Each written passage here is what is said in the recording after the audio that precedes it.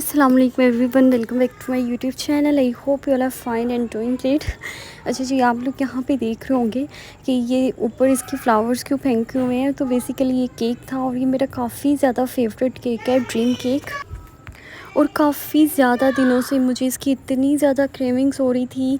और मतलब ये कि मैं बहुत ज़्यादा चॉकलेट लवर हूँ, मुझे तो बस ऐसे अब खिला दो डिब्बे के डिब्बे चॉकलेट्स के, तो मैं बिल्कुल भी ये रेसिस्ट नहीं करती, मुझे बहुत ज़्यादा पसंद है। तो ये मेरे ब्रदर गए हुए थे लाहौर लेक सिटी में, तो वहाँ से वापसी पे ना क्योंकि जो लेयर्स की शॉप हमारे पास है ना वो यही है, ये लेक सिटी में ब्रांच है इसकी। तो वहाँ से वो वापसी पे मेरे लिए लेयर से केक लेके आए थे, ये वाला ड्रीम केक जो कि मुझे काफ़ी ज़्यादा पसंद है। और फिर उसके बाद ना आज हमारे घर में शोर भी बहुत ज़्यादा है, हमारे बच्चे इतना शोर कर रहे हैं आपको वीडियो में भी सुनाई दे रहा होगा, आपने इग्नोर कर देना है। फिर उसके बाद मेरी मामा अपने भाइयों से मिलने गई हुई थी, तो उनके भाइयों ने उनको ना, क्योंकि हम लोग सऊदीया जा रहे हैं ना विज़िट वीज़ा पे, तो उनके भाइयों ने खुशी से उनको फ्लावर्स वगैरह और ये सारी चीज़ें, उन्हें गजरे वगैरह पहनाए। तो वो ना वापसी पे जब घर आए हैं ना, तो स्टार्टिंग में मेरी जो भतीजी है वो उसके ऊपर ना छोटे छोटे उसके पीसीस करके ना गिराना शुरू होगी। खैर ये सारी बातें छोड़े, उसके बाद सुबह हो गई। सुबह फिर बस बीइंग अ देसी गर्ल, साग और पराठा, क्या इसका कॉम्बिनेशन है ना, बीइंग तो अच्छा कॉम्बिनेशन होता है। और आप यकीन नहीं करेंगे ना, मैं इतनी फूडी पर्सन हो गई हूँ ना, मैंने दो पराठे मैंने बनाए और मेरा दिल नहीं कर रहा था कि मैं छोड़ दूँ, और मैंने ऐसे फटाफट से मैंने पराठे खा लिए। इतना मुझे कोई मज़ा आ रहा था ना साग के साथ खाने का। और मुझे वैसे भी बहुत ज़्यादा साग पसंद है, और सर्दियों में तो मुझे डेली बेसिस पे ये होता है कि आप मुझे साग दे दो तो मैं खा लूँगी। उसके बाद ये फ्राइडे का दिन था, तो मैंने सूरत अल कहफ पढ़ी। तो बाकी मैं आपको थोड़ी सी बताती हूँ यहाँ पे इसके बारे में। अब मैं ज़रा बताती हूँ आपको सूरत कहफ की जो फजीलत है। हर जुमे की रात में या दिन में सूरत कहफ को लाजमी अपनी ज़िंदगी में मतलब ये कि मामूल बना लें। वैसे तो मैं भी इतना ज़्यादा इसको नहीं पढ़ती, जब मुझे मौका मिलता है ना कभी कभी, तो वैसे हमें तो हर फ्राइडे, क्योंकि ये एक इसको लाजमी रिसाइट करना चाहिए, हमारी एक ब्लेसिंग है। और हदीस शरीफ में आता है, जो शख्स जुमे के दिन सूरत कहफ पढ़ लेते हैं, इसके लिए इस जुमे से आने वाले जुमे के दरमियान, यानी इस जुमे से लेकर जो अगला जुमा होता है ना उसके दरमियान पूरा एक हफ़्ता नूर रोशन रहेगा। और इसके अलावा एक और हदीस में आता है, और फिर इसके अलावा एक और हदीस में आता है कि जो शख्स जुम्मे की रात सूरत कहफ पढ़ लेते हैं, इसके लिए इसकी जगह और बैतुल अतीक यानी खाना काबा के दरमियान एक नूर रोशनी बख्शता रहते हैं।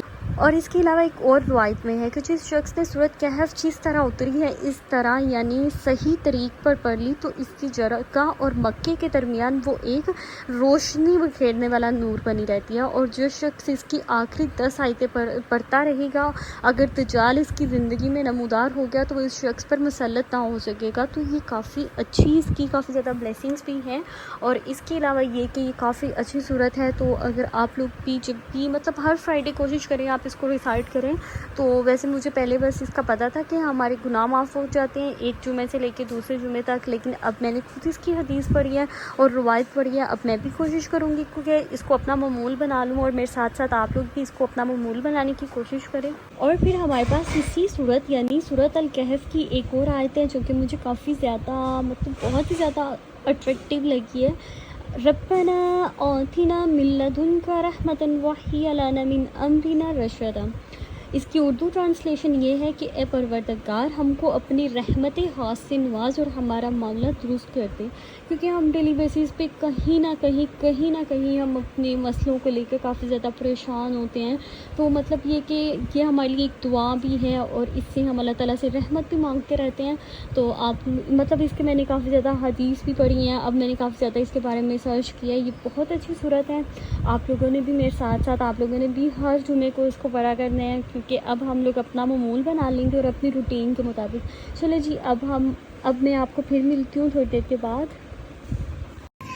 और फिर बस मैंने जुमे की नमाज़ पर जुमा वगैरह पढ़ा, उसके बाद मैंने सूरत अल कहफ पढ़ी, और इसके बारे में मैंने आपको बता भी दिया। और जब मैं पढ़ रही थी मुझे इसकी इतनी ज़्यादा फजीलत लग रही थी, फिर मैंने आपके साथ शेयर कर दी। और फिर उसके बाद यहाँ पे मैंने अपनी स्किन केयर की। स्किन केयर में मैंने बस 3 स्टेप स्किन केयर की थी, जिसमें मैंने क्लींजर यूज़ किया था, स्क्रब यूज़ किया था और मास्क यूज़ किया था। क्योंकि मुझे लग रहा था मेरी स्किन काफ़ी ज़्यादा डल हो गई है। आज बेसिकली आज मेरे साथ ये हुआ था कि आज मैं सो के लेट उठी थी, उसके बाद आज आज फ्राइडे भी था और फिर मेरी टेलर का फ़ोन आता है कि भाई वो जो फ्लावर ड्रेस है ना उसकी लेस ख़त्म हुई है, पहले मुझे वो दे जाओ। तो फिर मुझे फटाफट से लेस लेके आनी पड़ी। फिर मैं उसके घर गई, मतलब उसके घर नहीं गई थी सॉरी, फिर मैं लेस लेके आई। फिर आकर मैंने नाश्ता किया। नाश्ता करने के बाद फिर जुमे का टाइम हो गया था। फिर मैंने ऐसे ही जुमा पढ़ लिया, वज़ू वगैरह किया। फिर मैंने सूरत अल कहफ पढ़ी। उसके बाद मुझे स्किन केयर का टाइम मिला, क्योंकि अगर आप पहले से मेरे व्लॉग्स देखते हैं तो आपको पता होगा कि फ्राइडे वाले दिन ना मैं काफ़ी ज़्यादा अपनी स्किन केयर भी करती हूँ, हेयर केयर भी करती हूँ। तो वैसे भी एक फ्राइडे वाला दिन होता है, सुन्नत भी पूरी हो जाती है, तो इसीलिए ना उसके बाद यहाँ पे फिर मैं चली गई थी। हमारे घर के पास ही ना एक ये बेकरी है, तो रात को हम लोगों ने तो लेयर्स का केक खा लिया था ना, चॉकलेट केक। तो मैं सोच रही थी मेरी मम्मा को चॉकलेट अच्छी नहीं लगती, वो बिल्कुल भी चॉकलेट नहीं खाती। तो मैं कह रही थी मैं मामा के लिए ना रसमलाई ले आती हूँ, क्योंकि आजकल मुझे इतनी हड्डरामी पड़ी हुई है ना कि मेरा दिल नहीं करता कि मैं कोई भी कुकिंग शुकिंग करूँ। वैसे तो आपको पता है मुझे कुकिंग करना अच्छा लगता है, लेकिन बस आजकल मैं इतनी लेज़ी हुई हुई हूँ। तो फिर मैंने बेकरी से ये मुझे एक मिल्क केक मिल गया था, मैंने ये उठा लिया। फिर मैं ना इसकी एक्सपायरी चेक कर रही थी। जब भी आप लोग बेकरी से कुछ भी लेते हैं ना, आप लोग उसकी एक्सपायरी डेट लाजमी देखा करें क्योंकि मैं इस चीज़ के मामले में बहुत ज़्यादा वहम करती हूँ कि पता नहीं एक्सपायरी डेट देख के मैं चीज़ लेती हूँ। उसके बाद ये मैं बेकरी वाले सेक्शन पे आ गई थी, और यहाँ पे मेरा कुछ भी ख़ास इतना खाने का दिल नहीं चाह रहा था। फिर भी मैंने एक सैंडविच ले लिया। मैंने सोचा कि भाई घर जाके ना चाय के साथ ये काफ़ी मज़े का लगेगा, तो घर जाके ही मैं सैंडविच खाती हूँ चाय के साथ। और फिर इसके बाद मैं वापस अपनी टेलर की तरफ गई, वहाँ से मैंने अपने कपड़े उठाए, क्योंकि अब डेली बेसिस मैं आपके साथ अपनी रूटीन शेयर करती हूँ। तो मुझे इतना मज़ा आता है ना आप लोगों के साथ अपनी डेली बेसिस वाली रूटीन शेयर करने का। और इसके साथ साथ आज आपको बहुत ही ज़्यादा वीडियो में शोर आ रहा है, क्योंकि हम बेसिकली हुआ ये है कि आज हमारी लाइट ऑफ हुई हुई है और लाइट गई है और बच्चे सारे इकट्ठे हुए हुए हैं, और सबने इतना शोर मचाया हुआ है ना घर में। लेकिन कभी कभी ऐसे हो जाता है, आपने आज की वीडियो को बिल्कुल इग्नोर कर देना है। वॉइस ओवर कर रही हूँ मैं बाद में, और बच्चों का बहुत ही ज़्यादा बुरी सूरत हाल है हमारे घर में। तो फिर उसके बाद ये वाले मैंने वहाँ से फ्राई सैंडविचेस लिए थे, और फिर घर आते ही मैंने ये वाले सैंडविच माइक्रोवेव में गर्म किए। गर्म करके मैंने कहा मैं इसको खा लूँ, बाद में कुछ और करती हूँ।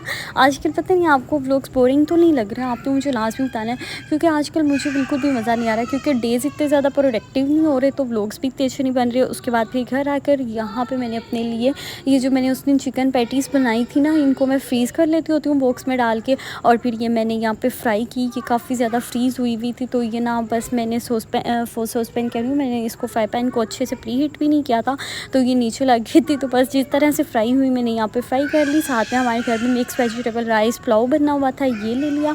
आज एक छोटा सा व्लॉग है, पसंद आए तो लाइक कर देना। अल्लाह हाफिज़।